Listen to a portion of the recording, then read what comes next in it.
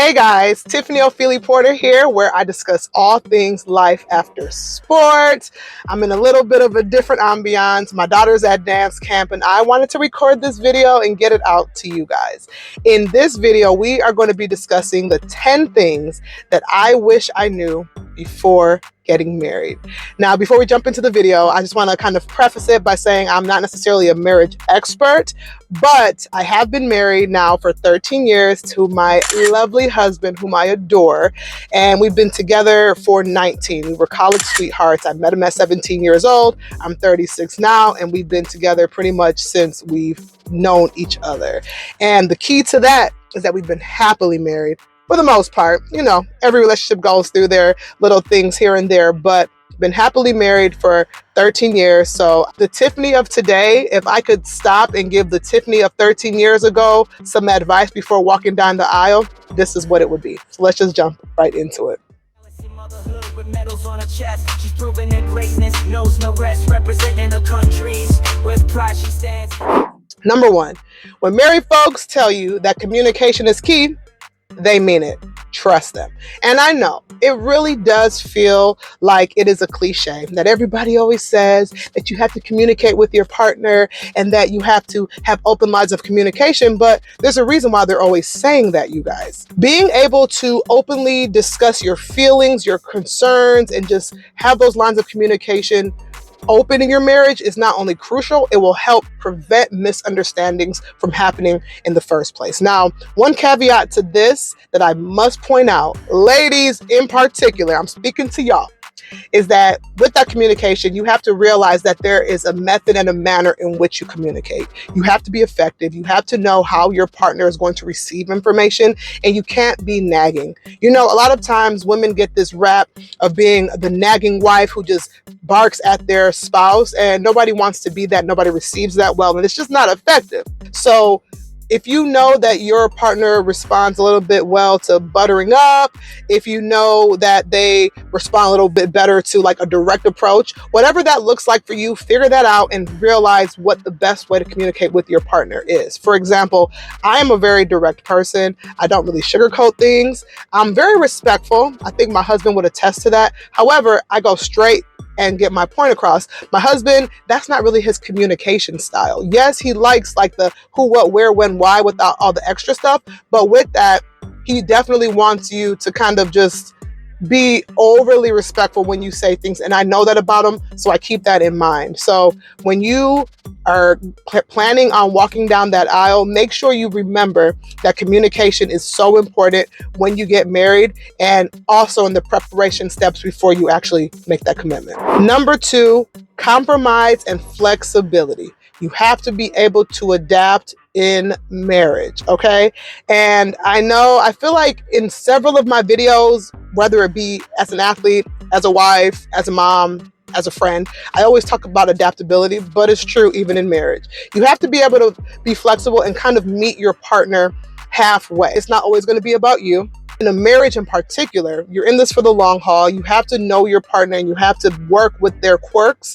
You have to work with maybe their shortcomings. You also get to celebrate their excellent parts of their personality as well. So just knowing that it's okay to compromise. There's a difference between compromising and settling that I think a lot of people struggle with, where it's like, no, I deserve this, I deserve that. And yes, we all deserve to be happy. We all deserve respect within our marriages, but you also need to compromise. Now with that, again, I'm over here giving caveats because I do think this is a very nuanced conversation.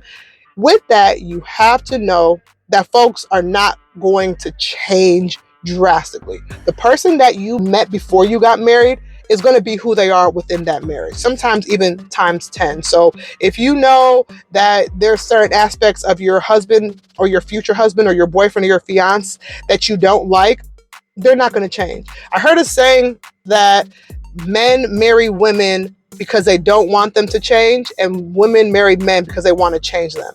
And I just think on both sides, it's important that we show people who we are at the beginning of a relationship.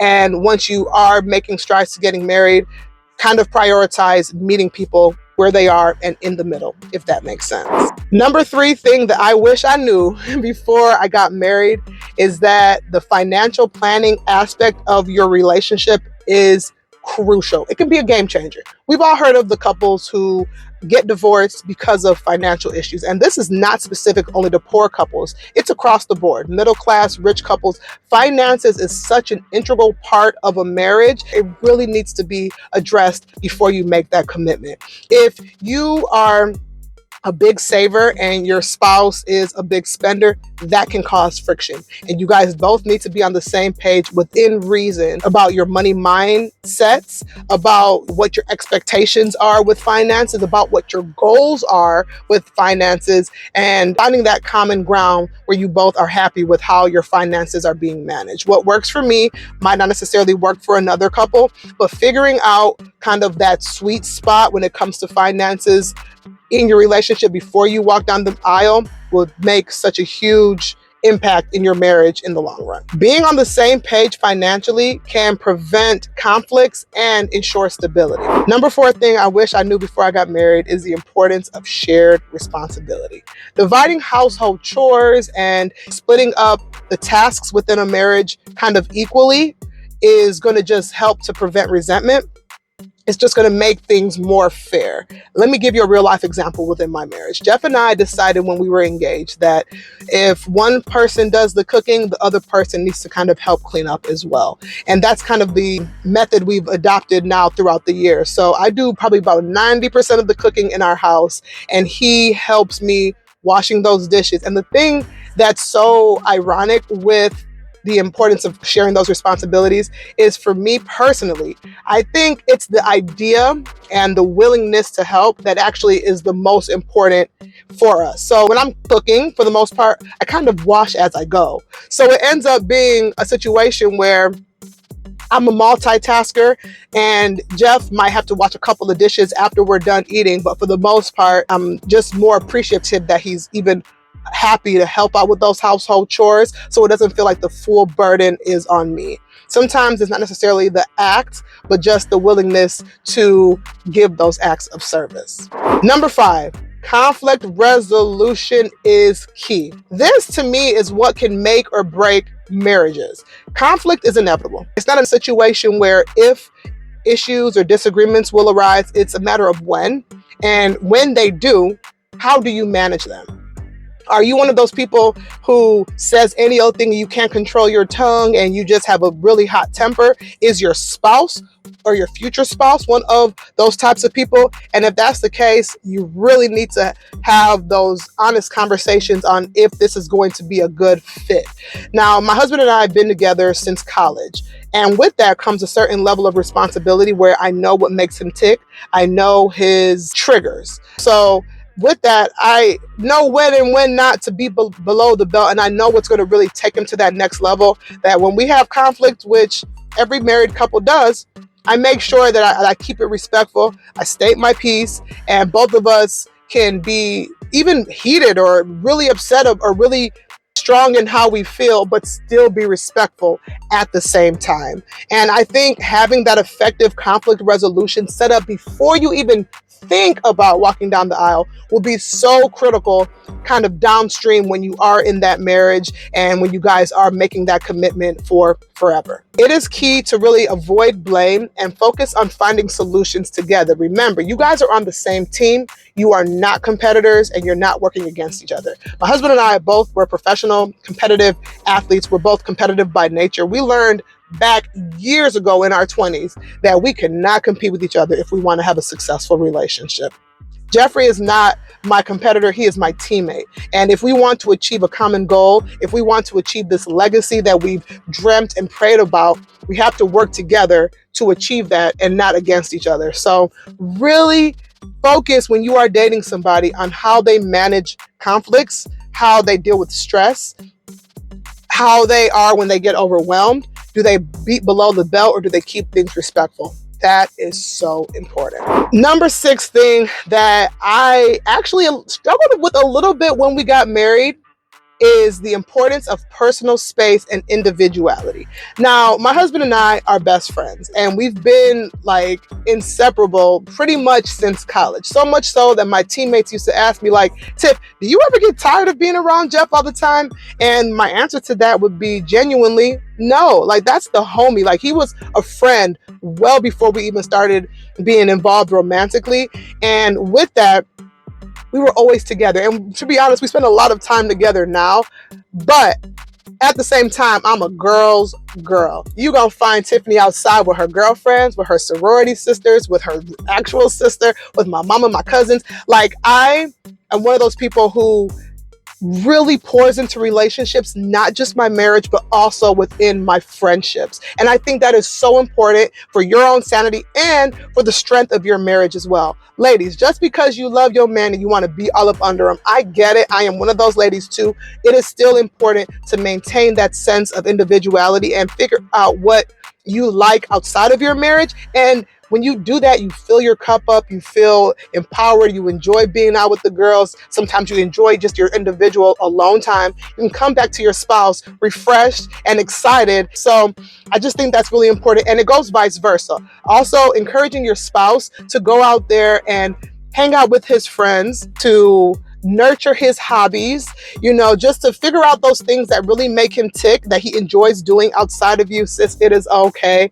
He can have a life outside of you. And honestly, it leads to a more enriching and fulfilling life, in my opinion, and in my experience within my marriage. Number 7. You have to navigate family and in-laws. Now, let me preface this by saying, and I'm not just saying this because my mother-in-law and my in-laws might watch my video, and if you guys are, hey, but genuinely, I have the best in-laws. And my husband, I think he would agree that he also has incredible in-laws. They do not interfere. They mind their business. They pray for us. They are very supportive. You hear those stories about people who don't have the most supportive in-laws, or, they insert themselves within their marriage and they kind of struggle with having boundaries. But whether you are like me, where you have an amazing relationship with your in-laws, or a not so great relationship with your in-laws, you have to set boundaries. One thing that my husband and I vowed to do is, if we have an issue with our families on our side, we go to the other person. So if there's something, which this actually has never really even happened, but if there's something, for instance, that my brother-in-law may have said that upset me, I will go directly to Jeff instead of going to him. I'll ask, hey, Jeff, what's the best way to approach this? And vice versa, because, your person knows you and they know their side of the family. So they can be that good buffer to help, prevent conflicts and to help iron things out. That is crucial. Your family and your in-laws, at least in the Nigerian culture, when you get married, you're not just marrying your spouse, you're marrying into that family. And although that is a beautiful thing, having that support and having, a whole new family to just love on and, be in your corner, it also comes with a level of maneuvering. So that is something to consider. Your in-laws are going to impact your life. And if you set healthy boundaries, it can make that impact positive. Number 8, intimacy and affection is very important within a marriage. Now, I think most people kind of understand that. Most people have heard that before. But what I want to say is, before I got married, I was like, and mom and dad, if you're listening, close your ears. I was thinking, oh, we about to be doing it every single night, going from chandeliers, da da da da da da. And every marriage is different, but having those realistic expectations, what their expectations are in terms of intimacy and what your expectations are in terms of intimacy, is very important for you guys to kind of meet somewhere in the middle. Expressing that love and appreciation for your spouse is so important, especially when you get married and you've been together for so long. You got to keep it fresh. My husband's always smacking my butt, and I'll send him little, fun text messages throughout the day, and just find those small things to make it feel fun and to kind of just keep that intimacy alive. My husband and I really endeavor to go on regular date nights. We have 2 kids now, which makes it a little bit more challenging, but we still making it happen. Those regular date nights are important. And also, I think just going into it with the mindset, there's going to be seasons in your life, within your marriage, that you're not going to be hanging from chandeliers every single night, if you know what I'm saying. That could be pregnancy, that could be the postpartum period, that could be breastfeeding, that could be a sickness, depression. Like, people go through things in life, okay? Intimacy and affection is important, but it doesn't always have to equate to sex. You can be incredibly intimate with your partner without having to be doing it all the time. Holding hands, watching a movie, telling them you love them. All of these things kind of, pour into that intimacy bottle. And that has been something that I've kind of had to, get used to while I've been married. Kind of piggybacking off of that. Number 9, you have to have realistic expectations of marriage. Now, you guys, we live in the social media era, okay? I get it. I'm a content creator. I love social media. I enjoy consuming it. I enjoy creating it and everything in between. With that, though, you can't look at couples online and just be like, oh my goodness, their relationship goals, I want to be just like that. Just know that every marriage is different. And yes, we all strive to be happily married, because somebody can be married, but to be happily married to me is the ultimate flex. And I do thank God that I am, part of that group. It's taken work, and that's why I'm giving this list to just help prepare my people who are in preparation period for marriage. But you have to have realistic expectations. If you and your husband were not flying to Dubai first class every single weekend before you got married, don't think that when you get married, you're going to be flying in private jets to Dubai, and be okay with that. Just because you see a couple online, having these big elaborate gestures, that's awesome. God bless them. You wish them well in their marriage, but you also, instead of focusing on envying or trying to imitate that marriage, put that same energy into your relationship and watch how it flourishes. Sometimes people think the grass is greener, on the other side, but it's greener where you water it. Where you nurture your own marriage, it's almost inevitable for it to flourish, especially when both of you are on the same accord and you're both working towards that marriage together. And I think if both of you have a realistic expectation of what your marriage is going to look like, it's going to help you when you actually do walk down that aisle and you guys are in that committed relationship together. Just don't think that it's always going to be a Jane Austen romantic novel every time. Marriage does take work. I'm a firm believer of that. I don't believe it has to be hard work, but it is still work nonetheless. And when you pour into that marriage and have a realistic expectation of what it's going to be, watch how you shine. Last but not least, marriage takes continuous effort. Heavy on the continuous. Don't think that just because you got your man, sis, that you can just let yourself go or not do the things that you did to get him, and vice versa. Fellas, y'all gotta, make sure that you're maintaining that romance and those things that your wife is into before you guys get married, and really work to continuously pour into that marriage day in and day out. Now, obviously, times are going to change. My husband and I are in a completely different season of life now than when we got married 13 years ago.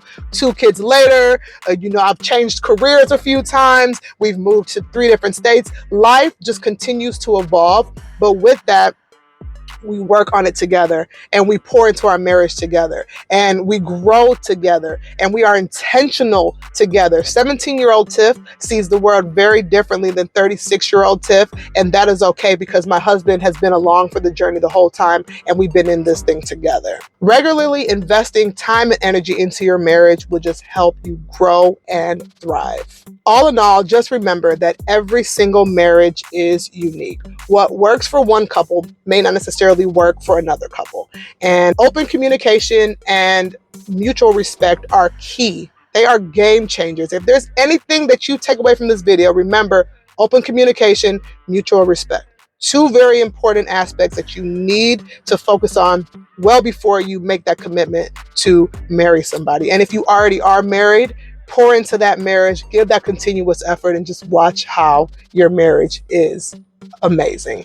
I really hope you guys enjoyed this video. If you did, let me know down in the comments if any of these 10 things that I wish I would have known before getting married surprised you, if you agree with any, or if you disagree with any. I totally understand. I'm always in my comments responding and having communication with you guys, because I just think that it's so important and that we can all learn from each other in this thing. And if you want me to bring Jeff on here for a part 2 where he can say if he disagrees or agrees with any of these things, I'll be happy to do that as well. Go ahead and like, comment, and subscribe. Share this video with somebody who you think might find it useful, and I will holler at you guys in the next video. Peace.